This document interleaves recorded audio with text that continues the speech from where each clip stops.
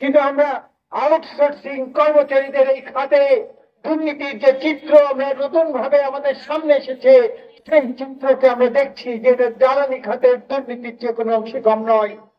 আমরা শুনেছি এই যে আউটসোর্সিং দিন মজুরি ভিত্তিতে যে শ্রমিক, তাদেরকে তার যে পদে যে নির্ধারিত মজুরি, তার থেকে অর্ধেক মজুরিতে কাজ করানো হতো।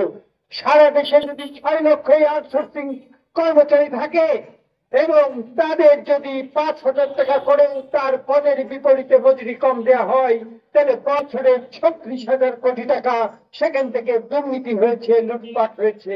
ফলে শ্রম শোষণ ছিল ফ্যাসিস্ট হাসিনা সরকারের দুর্নীতি লুটপাটের একটি বড় ক্ষেত্র। ফলে আজকের রাষ্ট্রকে যদি তার সঠিক লাইনে আনতে হয়, তাহলে শ্রম খাতের সংস্কার হতে হবে সর্ব অগ্রাধিকার প্রাপ্ত খাত। এখানে রাষ্ট্রের মূলনীতি পরিবর্তনের যে বিতর্ক, সেই বিতর্ক যদি হয়, তার বিরুদ্ধেও কিন্তু এদেশের শ্রমজীবীরা ঐক্যবদ্ধ ভাবে পুনরায় জেগে উঠবে।